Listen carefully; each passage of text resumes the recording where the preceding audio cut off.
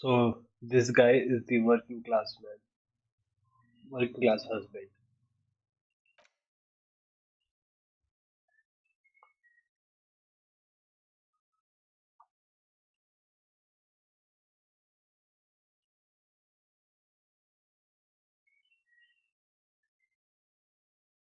I developed the paradigm, worked within the paradigm, but the burden of leadership weighed heavily on me. So I went jogging every so often to keep myself sane.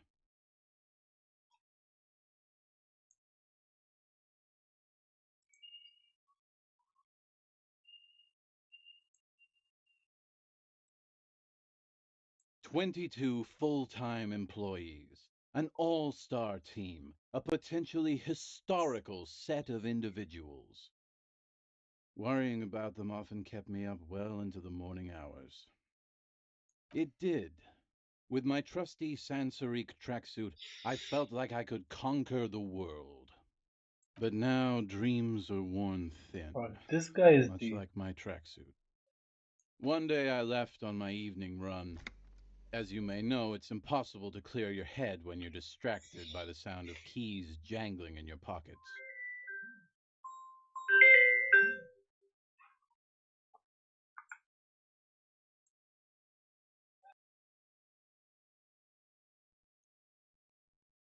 oh, so this is how you open a private container. Okay.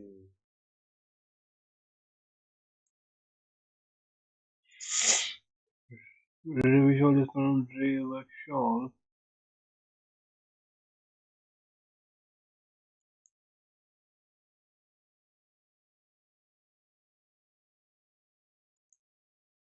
Okay. So I can take drug, increase some of that, go to sleep, and oh my god,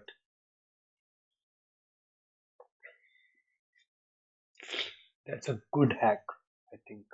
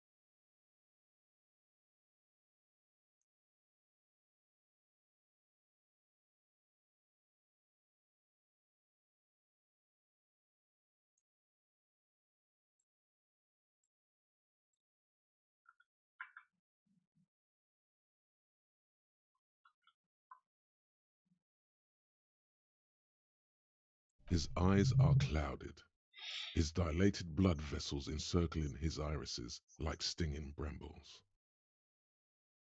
His eyes are your eyes.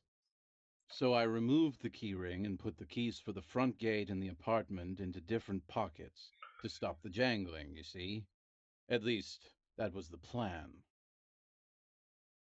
I was halfway done with my usual lap when it started to rain. The reality situation became very wet, very quickly. Wet, okay? It was raining really hard. I made my way back home and discovered that I didn't have the key to the front gate.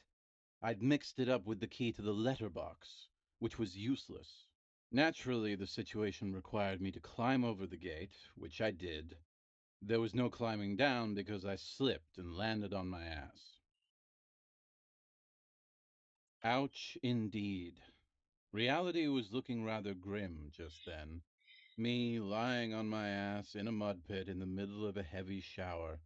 But when life knocked me down, I always got up. So I made my way across the yard. Standing in front of my apartment door, fumbling with my pockets, I realized that I'd also forgotten my apartment key. I wish I were, Tequila. I wish I were. Instead of my apartment key, I'd taken the key to the office. I rang my neighbor's buzzers. It was late, and most of them didn't even answer. Those who did assumed I was trying to sell them something and hung up before I could even explain the situation. People are naturally wary of ad men, you see. One moment someone chats you up, 5 minutes later you've bought a box of edible lingerie and a strap on. I don't begrudge them, especially since I was known to be one of the best. Just then, I experienced a moment of clarity. I still had the key to my office. I could wait out the storm there. But when I reached my office, I remembered that I'd asked one of my producers to change the locks that day. And since I hired only the best, he'd already done it, and I couldn't get in. Anyway, long story short, life spiraled out of control. I haven't gotten into my apartment for years, and my girlfriend left me because she didn't want to date a homeless man. The company, well, you see where I'm going with this. So, now you've heard my tragic tale. What do you think? Like nothing you've ever heard, huh?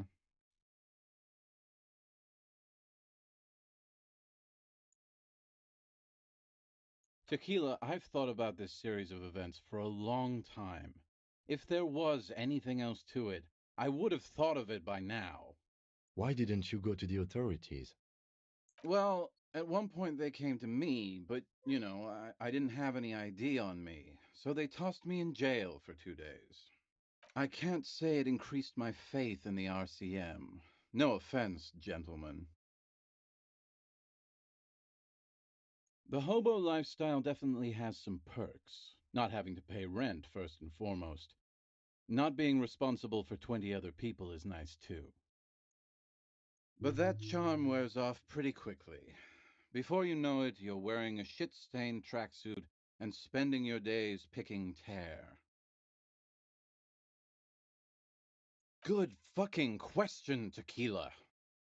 If I knew the answer, you think I'd be hanging out on a beach in this formerly premium but now extremely dirty 2-piece lycra tracksuit? I used to own my reality situation. My business buddies and I had our own creative services agency. I had a nice apartment, an even nicer piece of ass. But somehow it all got away from me. Now I can't hang on to anything.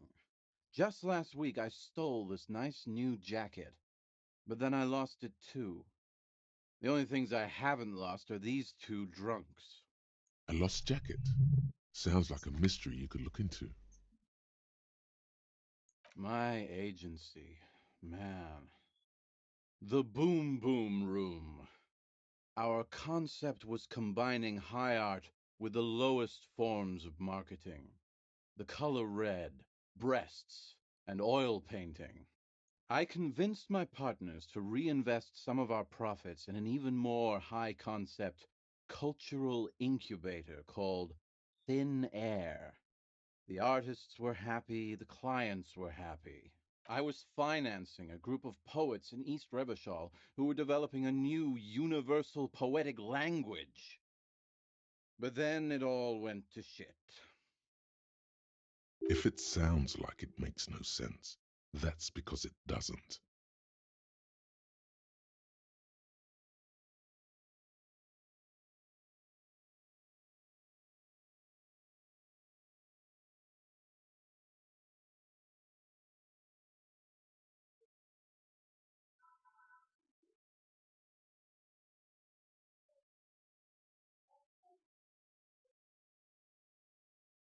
I know. It was fucking awesome. Until I went on a jog, unleashing a cascade of doom that washed it all away. What? You've never seen 100% Lycra before? Go on, feel that primo material. Pretty nice, huh? This might be one of the last of its kind. Should probably be in a museum, honestly. Good God. It's nearly impossible to describe how dirty this texture is. It's like rubbing two jellyfish skins together. You feel about 15% less human for having touched it.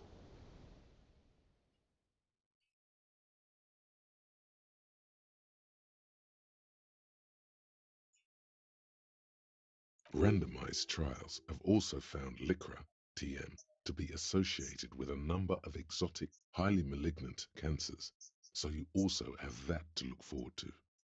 And then there's the smell, but you don't even want to think about that. Wow, you're lucky. He never lets me feel it. That's because your paws are fucking filthy, Rosie. We're right next to the bay. You could wash them any time. My fellow members of the Union of Moribund Alcoholics, they're exactly what they look like. Hey, tequila! You want to buy some speed? Shut the fuck up, Rosemary. He's a cop, remember? I thought he was a cool cop. A gurgling sound comes from the direction of the non-responsive man. And yeah, you're already acquainted with abs. So yeah, that's basically us. We drink together. Tequila, it's a verifiable tragedy. It was practically brand new. Sure, it didn't really go with my lycra threads, but it did itch a lot less. Say, you're a detective, right? Maybe you can help old Doom Spiral out. Solve the case of the missing jacket. What do you say, Tequila?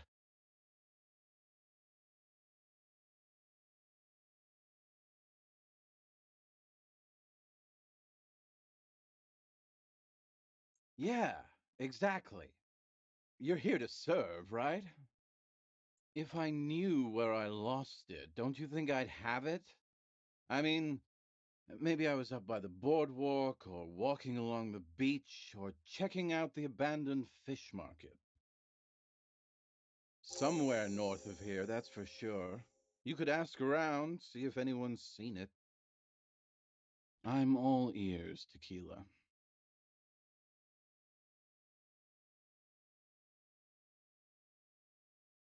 I do, but as you can see, my fuel tank is running quite low, if you catch my drift.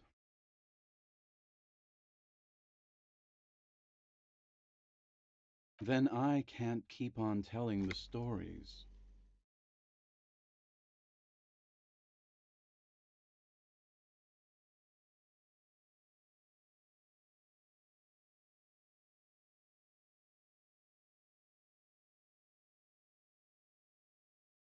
You too, Tequila Sunset.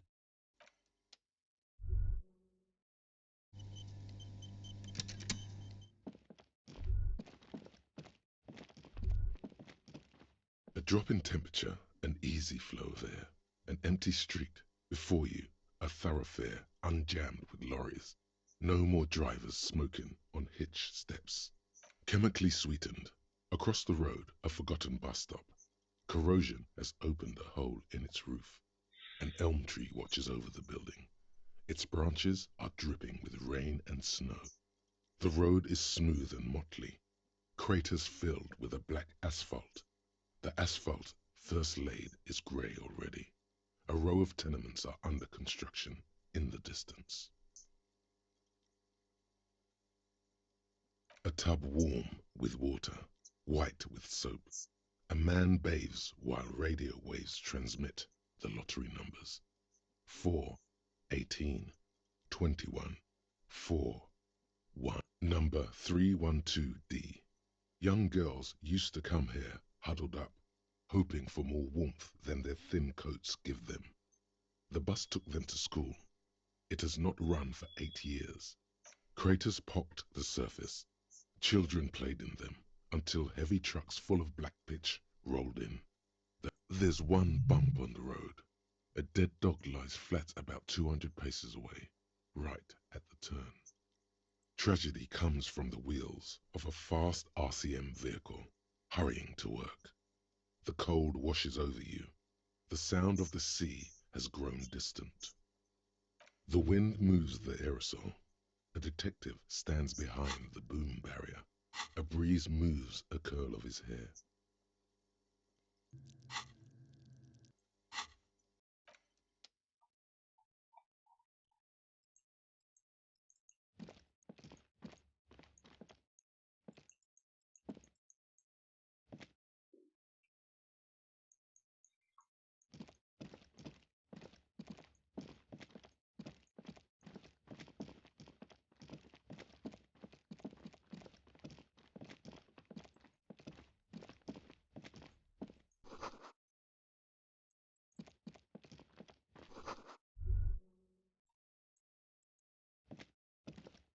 The worn and beaten wooden planks of the bench do not look overly comforting. We can sit on benches after we've solved the murder. You can revisit the bench if you.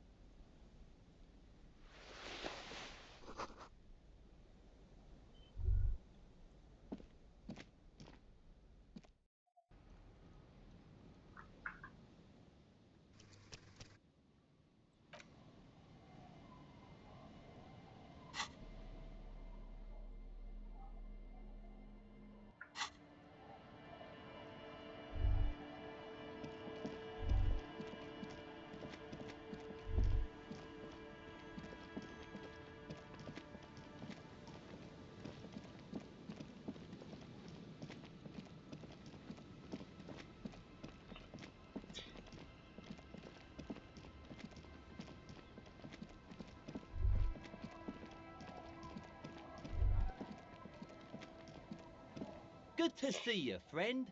Do I have deals set up for you, buddy boy? So what do you want?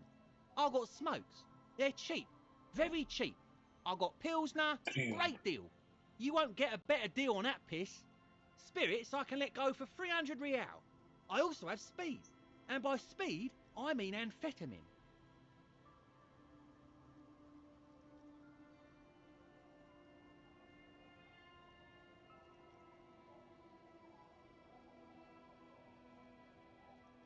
Aye, by amphetamine I mean speed.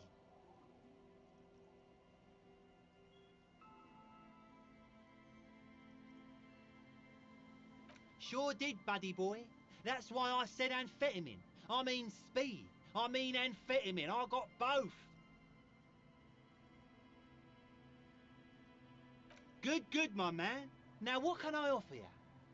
Oh, the system's been good to old Rosemary here, and I'm milking her like a bitch goat in the backyard. You see, friend, man makes his own luck, and I made mine real good. Got my hands on 3 bottles of liquor exquise, sold 2 to the fellows around here, and immediately invested the profit. Bought cigarettes, bought beer, even bought a bit of speed. And look at me now, I've got everyone on my hook. The hook? Where is it? I can't see it.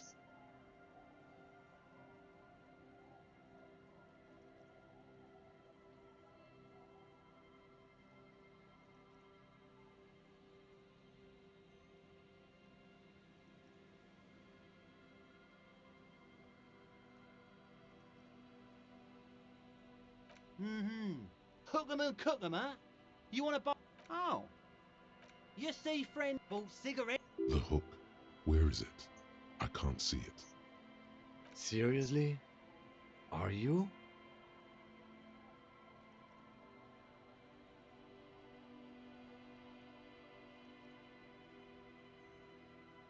Fine.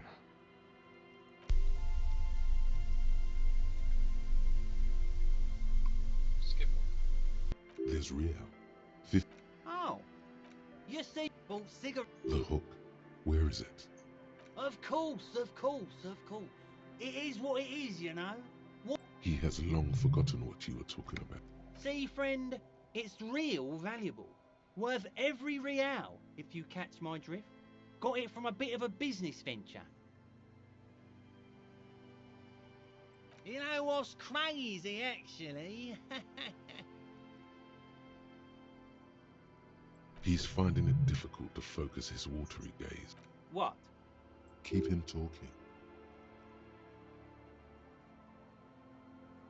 This guy, this guy.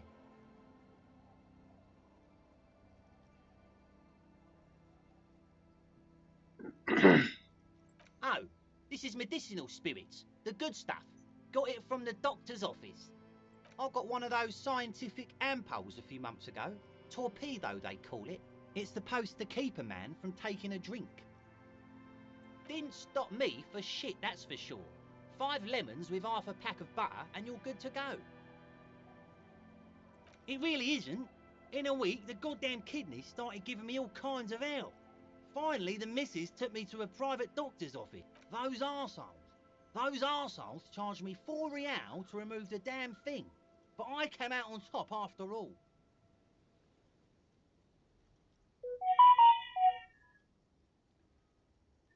But the idiots left me alone in there. Now, I used to teach high school biology. I know what doctors use to preserve dead thingies. Like 3 cans of this blue medicinal stuff from the back room. Threw the snakes out and voila! What's left is this beautiful... 2 I already sold to these fine gentlemen here. But this last one is yours for 3 real, if you want it. Don't say it.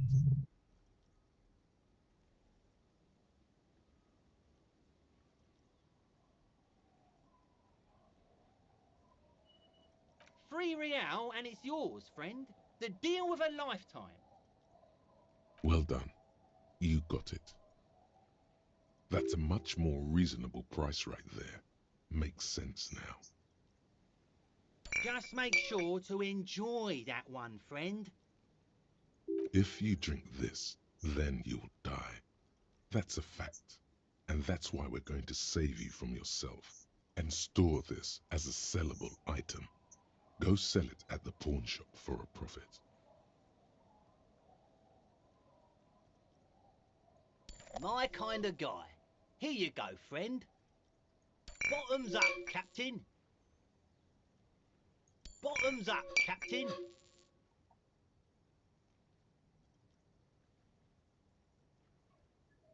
In the civilized world, it's a custom to tip the shopkeep, friend. But come back anyway.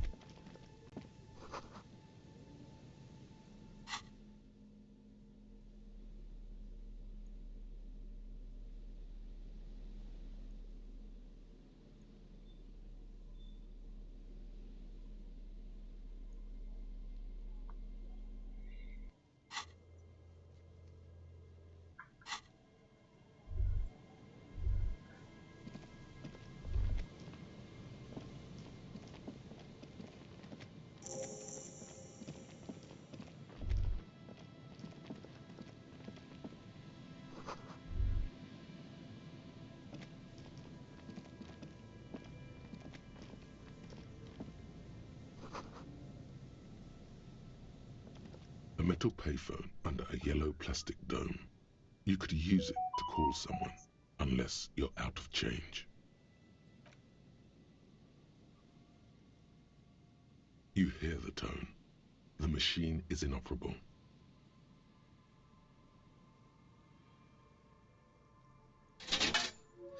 calling, still calling.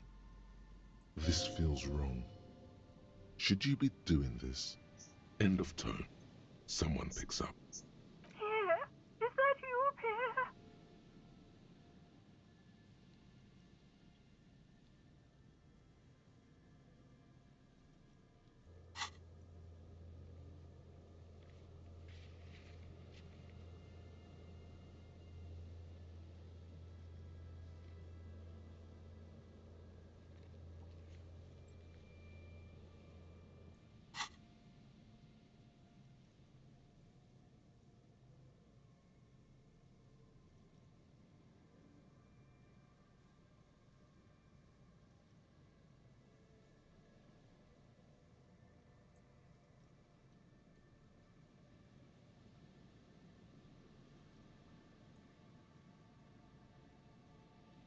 So nice of you to find the time to call me. It gets so lonely.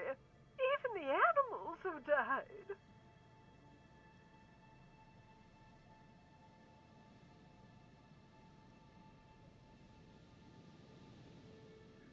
Are you sure you're Pierre? Your voice, it's different. There. Chrysanthemum. Her voice is drowned in white noise. Sounds like waves washing a beach, growing in volume until the call suddenly disconnects. You get a sinking feeling. It makes you look if Lieutenant Kitsuragi overheard you. To your relief, he did not.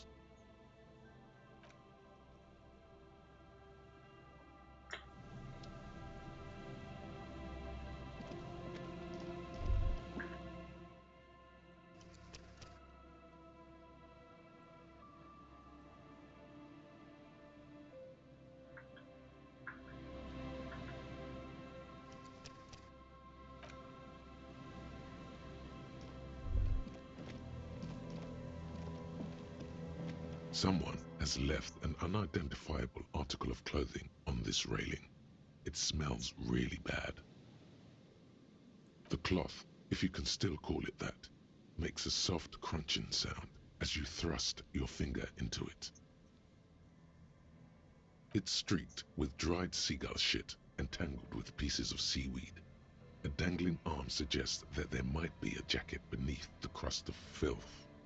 It seems likely that it was left in the surf until someone laid it out on this fence to dry out. Unfortunately, that just seems to have stiffened it into a shapeless mass. Please tell me you're not taking that with you.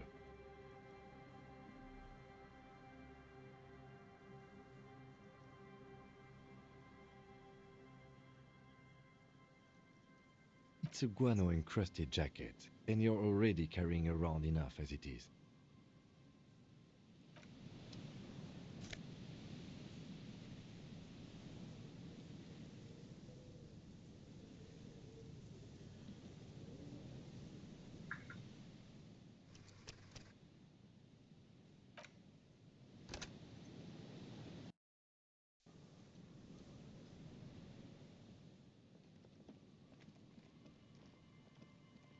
Someone has left the cloth. If you it's streaked, it seems. Please tell me you're not taking that with you. I'm sure he'll be thrilled to have it returned.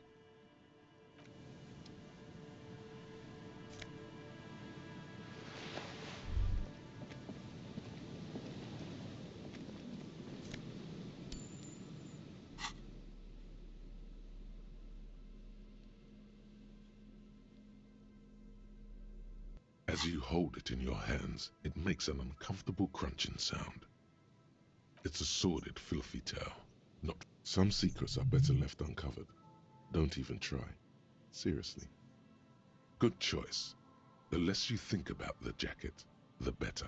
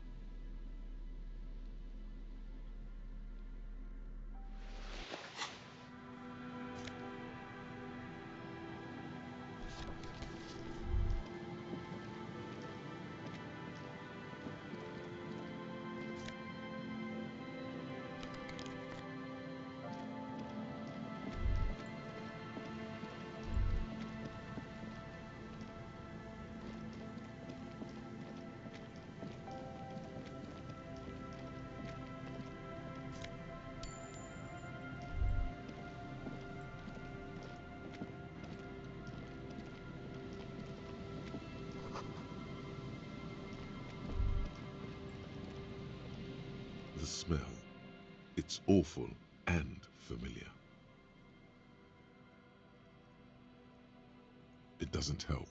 You can still smell it. Keep it in now. Don't overreact. Breathe.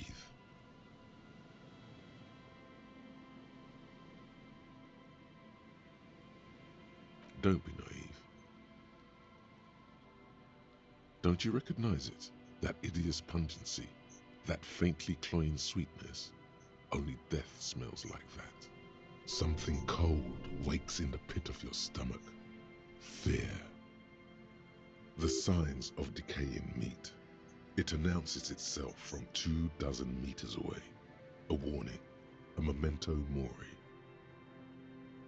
The lieutenant has already brought a handkerchief to his nose. There's some tear, an empty cigarette package, and a crumpled kebab wrapper in the trash bin. Whoever tossed it here was a heavy smoker. The brand name reads Red Astra. Red Astra is the black market version of Astra cigarettes, known for their high tar content. 2 empty bottles of Tallulah vodka and a can of black potent porter is... No, there's more in there. Livis strawberry liquor, plus some Pilsner bottles too. Better not pick them up. They seem unhygienic. A tragedy. You see traces of mayonnaise and ketchup on it, as well as a tomato wedge.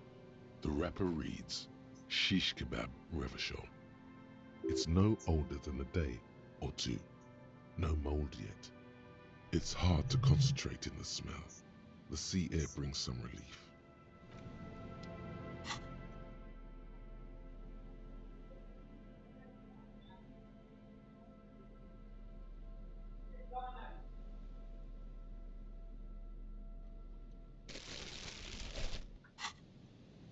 There's some tear, an empty, 2 empty, no.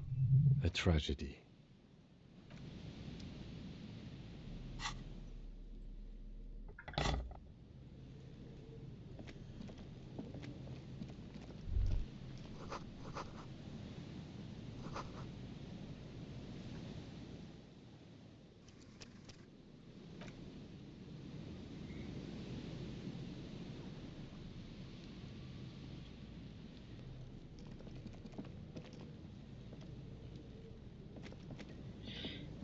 A man lies on the boardwalk, his limbs bent and neck turned at an unnatural angle.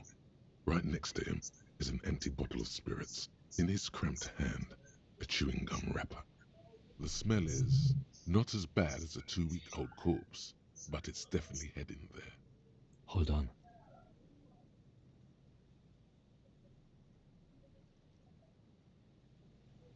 Lividity is faintly pronounced. Whoever this is has been dead for 2 days. No longer. We need to investigate. Another dead body. This is your job. Steel yourself. Calm now. Carefully. Just another day. Just another dead body. Breathe. He's wearing mud-caked boots, beige trousers, and an old brown leather jacket with a bright blue lining. There are traces of kebab sauce on his chest. The leather jacket suits him well. It must be custom made. A cool leather jacket with a bolt of blue? Oh no, this sounds terribly familiar. You find some sunflower seeds and a rain-soaked library card folded into 2. His jacket feels sodden and heavy under your hand. Good. We should take a look at that library card after this is done. The man has fallen through a crack in the boardwalk and hit his head against the metal bench. Coagulated blood covers his black hair. One of his feet is still dangling through the hole. A bad fall. It might have been dark outside. This place is a minefield in the dark. His expression is dull, like the sea behind him. Drops of water shining on his moustache. His eyes, empty and wide, look frightening in their frozen gaze. Height, 170 to 175 centimeters. Curly hair, stout build. Age, approximately 50 to 60 years. There's some dried blood on the metal bench, right where the corpse's head rests. The floorboards are rotten and slippery wet around the hole. An empty bottle lies nearby. A chewing gum wrapper is clutched in his fist. Be very, very careful where you step here. A dried chunk of blood covers the hair at the back of his head. This is what killed him.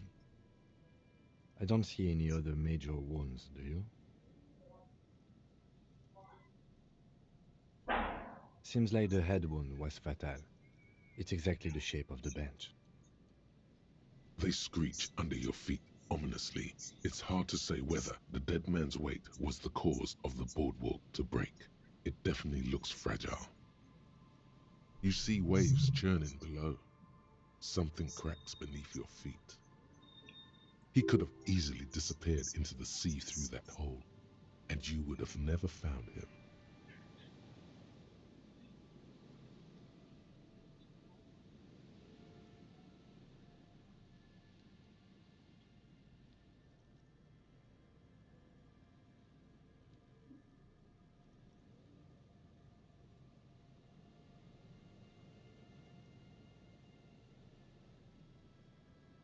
A .75-liter Tallulah vodka with its cap missing. There's hardly anything left inside.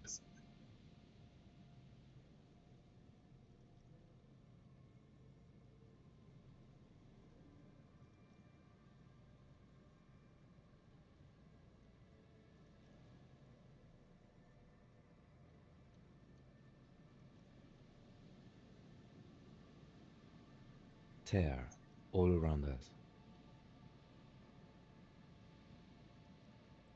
I'd prefer if you didn't collect them this time. It's not proper. Grabowski spearmint chewing gum. Green leaves on the cover. The man's mouth is half agape from the terror of the fall. The blackness of death. Stench. You think you see white chewing gum too. Confirmed. Nearly the whole pack is there. Solidified on his lower rear teeth. He ate the whole pack, right?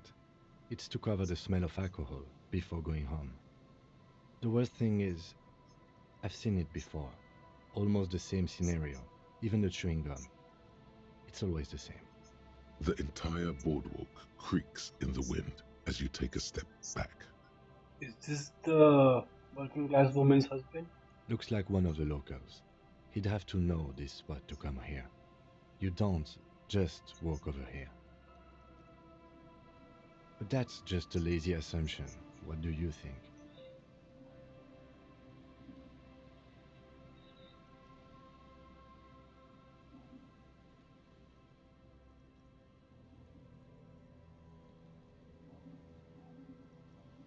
A dead working class man with a bottle in his hand? Don't deceive yourself. You know who this is. The woman you met at the book stand? Why do you think it's her husband? Because it's the most working class death you've ever seen.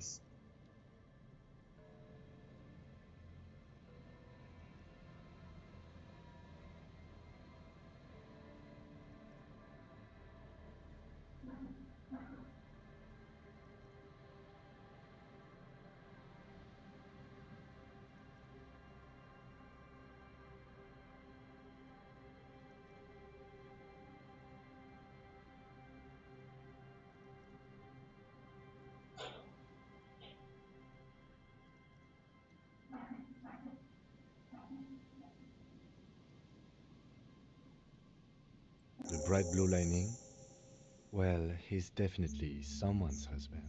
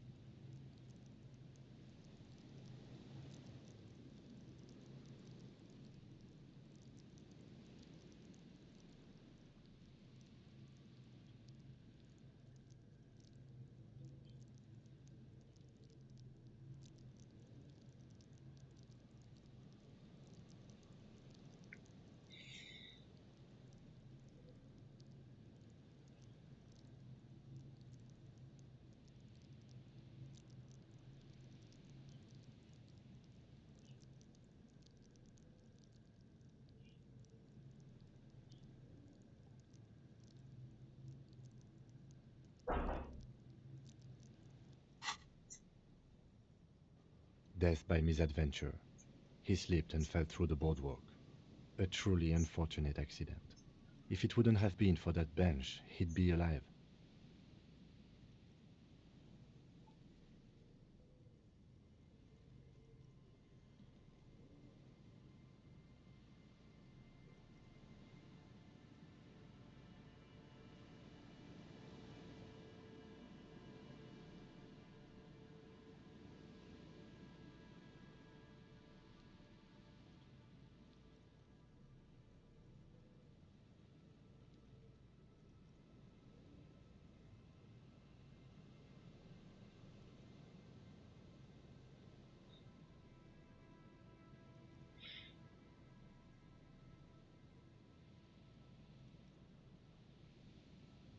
Oh yes. Some symptoms of acute alcohol poisoning could have definitely played a role here. Severe confusion, respiratory depression, unpredictable behavior.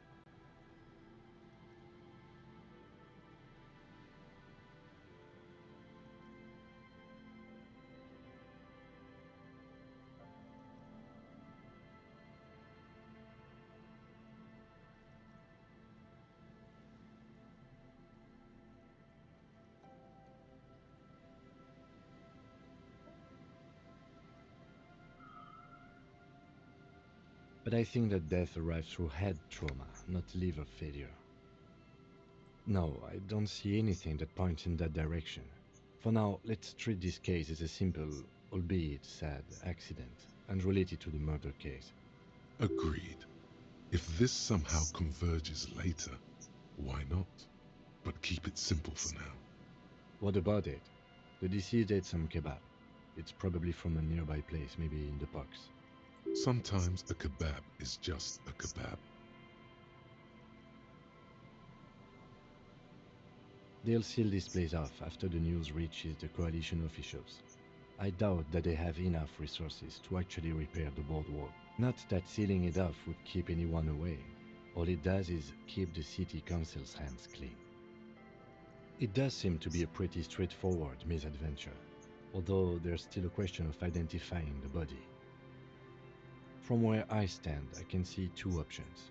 We either take the case and follow the leads to identify the body on our own, or we report back to the station and leave this for our colleagues to handle.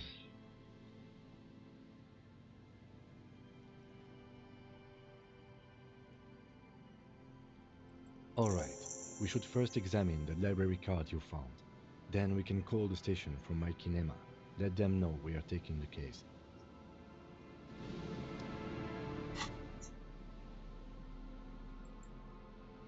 The library card is folded into two and still slightly wet to the touch. The front side reads, Central Jamrock Public Library Card, issued to Billy Mejean, expires July 53.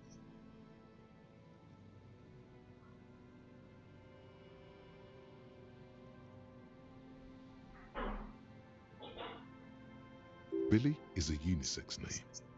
Could be the deceased or his family member.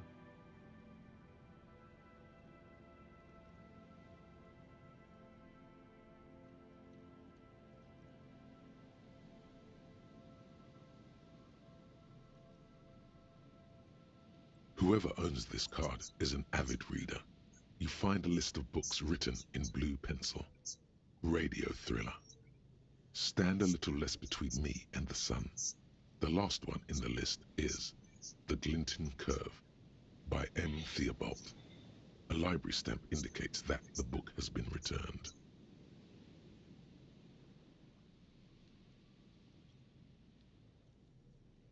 Most of these titles seem to be in the sci-fi genre. Some thrillers too.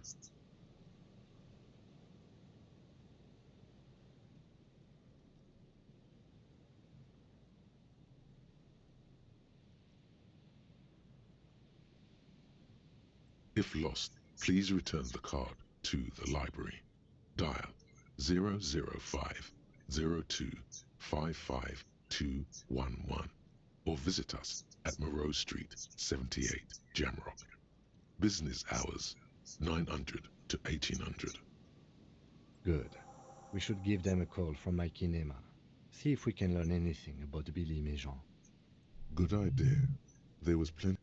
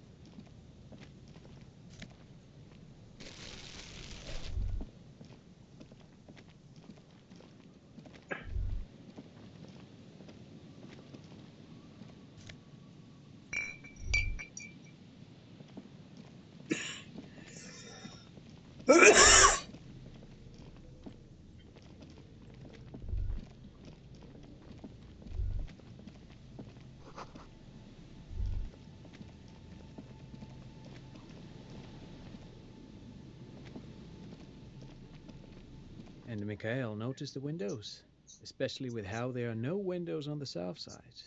This was to deal with. You officers, come to investigate the historic subtext of West Martinaise? I'm Trant Heidelstam. You must be Kim Kituragi, right? I was just telling my son about this building. Not a lot of people realize the historic significance here. Very rich in hypertext. Nice to meet you. Yes, hypertext. Young Carp and the collection of cultural hyperlinks. Oh yes, so Mikhail. They had to deal with monitor glare, especially in the summer. They still had vector monitors back then. That was 49 years ago. So they didn't have windows on the south wall. No, I can't say that we've met before, but I've heard of Kim, of course.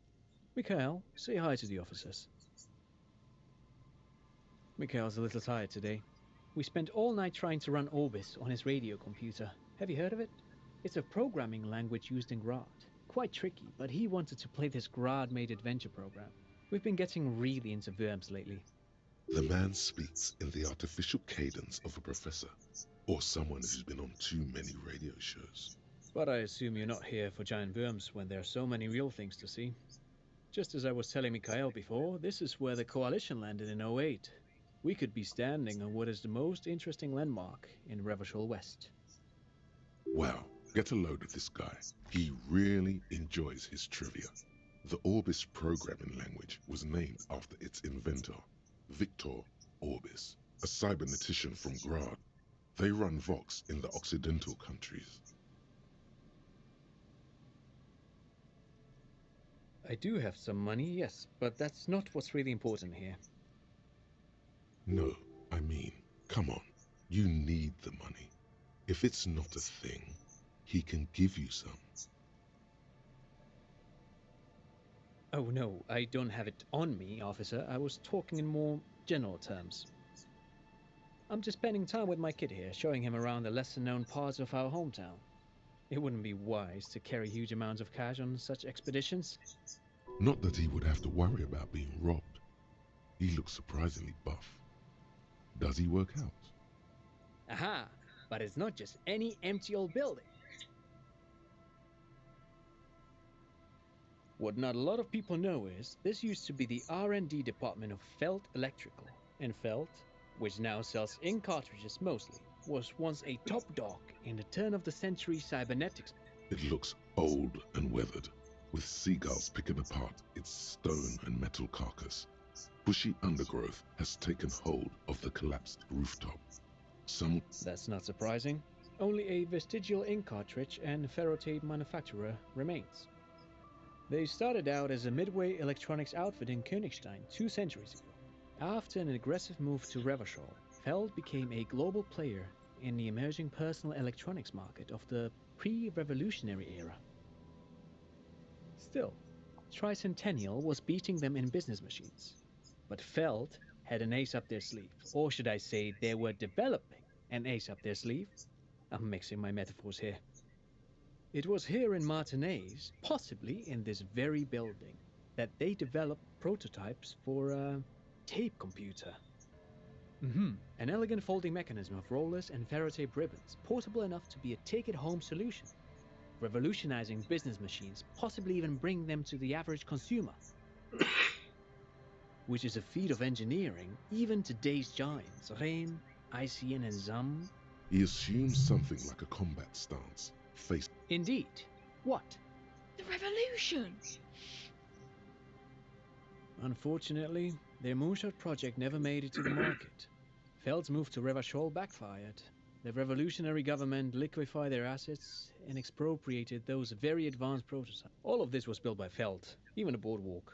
Wild Pines built Martinaise proper as a resort for their middle management. Feld built this side of town for R&D.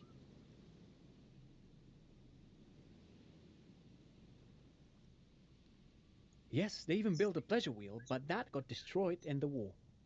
A pleasure wheel? Yes, to lure in their star engineers. This part of Martinaise was nothing but reeds before Feld arrived. They had to make the prospect of living here attractive. It was supposed to become a global center for innovation in cybernetics. But history had other plans. Oh, I'm afraid it didn't end well for the boys. But this story is a bit too dark for little Mikhail here. Now, if you were to ask about tape computers... He means that the boys got shot by the communists. The boys were bourgeois.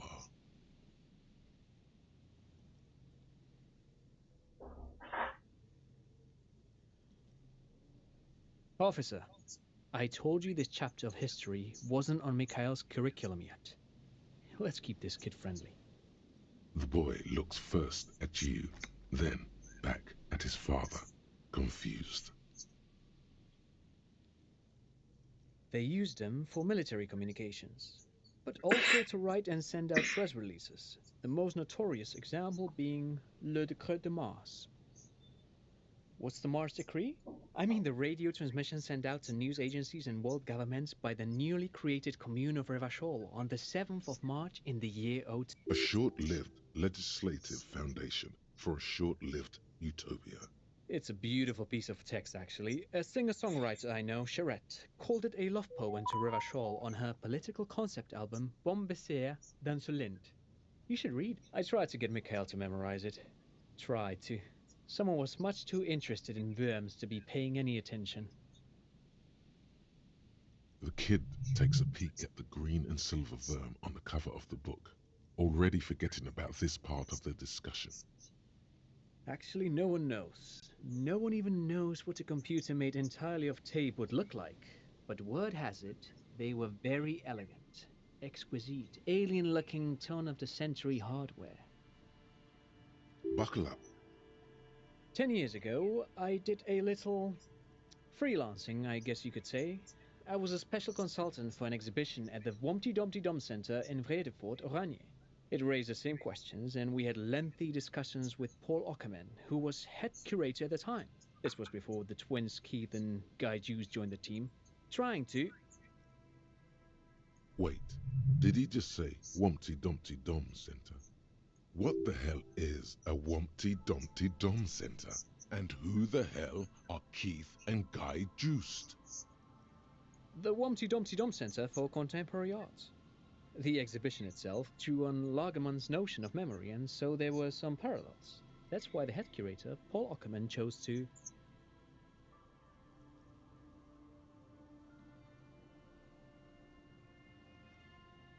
In fact, I'm not. The Wompty Dumpty Dum Center is a place you can visit if you're ever in Vredefort and are ever in the market for an exhibition space slash contemporary art research center. But perhaps I should return to the tape computers. As I was saying, the device itself was very elegant, fragile even. One could write directly on the tape using a special chemical solution. The machine would then analyze the handwriting, perform operations, and project output onto a white screen. It was a beautiful, delicate thing. Made of black film and folding tape structures. Very, very cool. Though I understand the socio-economic causes of the revolution, it pains me to imagine the revolutionaries setting fire to this precious device. But so they did. The felt playback experiment vanished into the fires of '07. Yes, the official name of the prototype. Some sources report, who knows? Maybe it was an accident, or maybe they didn't want the technology to end up in the wrong hands. Either way, they're all gone now. All, but of course, what else?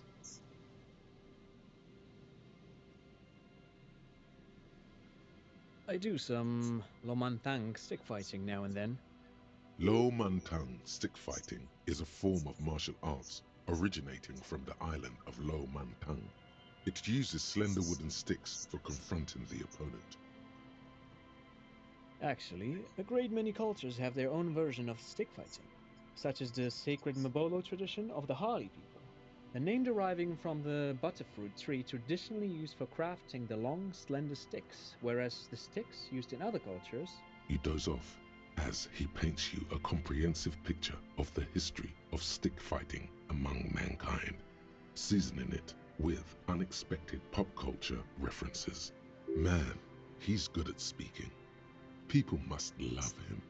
But anyway, I'm boring you with details again. You were saying? Oh,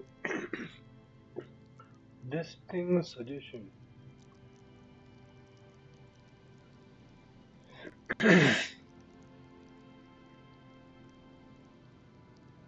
Rhetoric or this?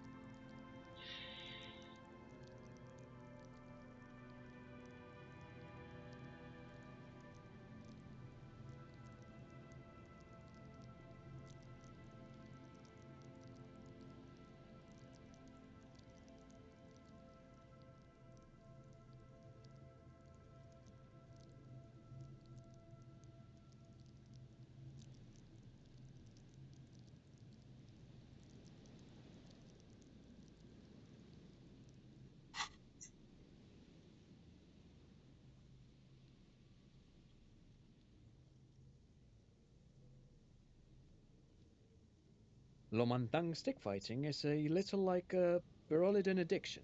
I've been practicing it for nearly 20 years now, so you could say that my doses have grown a little peculiar. Dad's fighting with sticks every night after dinner for 4 hours. He has a special room for that. That's right, Mikhail. It also has a meditative quality, helps to clear my head. But anyway. No, thanks to you for having me and little Mikhail here to pick your brain. Pick your brain? If anything, this was rather one-sided. He did the talking. Whatever.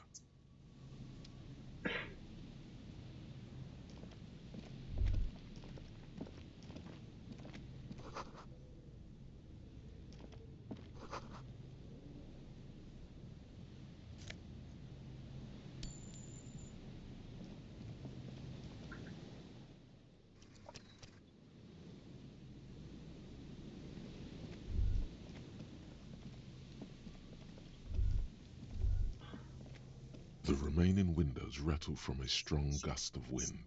They're covered in a thick layer of grime. They must have been like this for 40 years.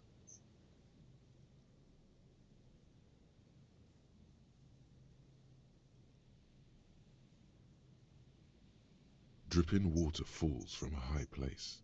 All you can see is the shadow of it. There's rust and corrosion on the bars. They're foaming with it. No, I won't even try.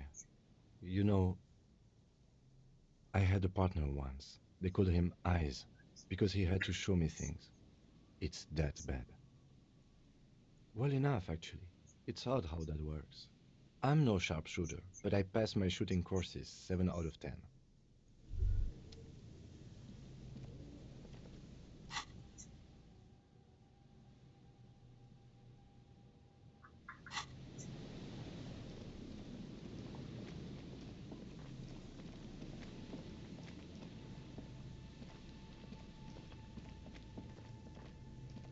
You see, a once bright mural, a slogan used to intertwine. Looks like tomorrow never came. Looks like tomorrow never came.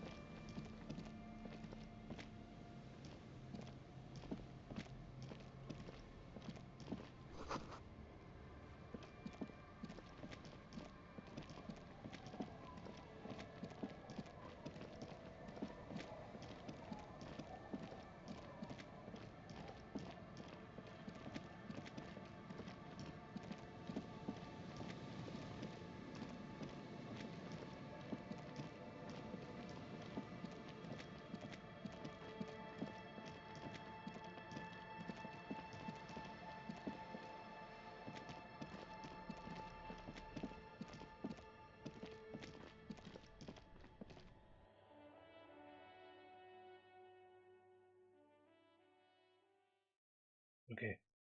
I'll stop here, and I hope you're enjoying it. And I'm so sorry. I'm really enjoying the game, and I hope you're also enjoying the game. But there's a lot of room to improvement.